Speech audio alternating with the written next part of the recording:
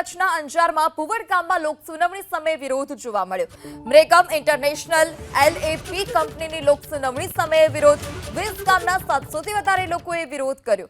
લોકસુનાવણી રદ કરવાની માંગ સાથે વિરોધ લોકોને સાંભળ્યા વગર જ અધિકારીઓએ ચાલતી પકડી હતી। અંજાર પ્રાંત અધિકારી અને GPCB અધિકારીએ ચાલતી પકડી। લોકસુનાવણી સ્થળ પર સ્થાનિકો ધરણા પર બેઠા।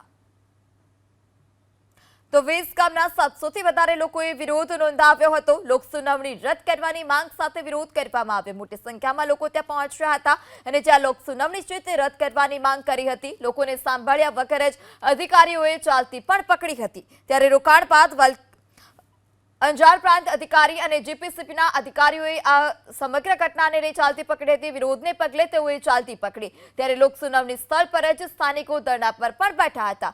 ઘટના છે કચ્છની કે જ્યાં અંજારમાં પુવડ ગામમાં લોકસુનાવણી સમયે વિરોધ જોવા મળ્યો। વધુ માહિતી સાથે સંવાદદાતા હર્ષદ ફોન લાઈનથી જોડાઈ ચૂક્યા છે। જે હર્ષદ, લોકો સ્થળ પર જ ધરણા પર બેસી ગયા અને અધિકારીઓએ ચાલતી પકડી। હાલ અત્યારે સ્થળ પર શું સ્થિતિ છે, શું સમગ્ર માહિતી?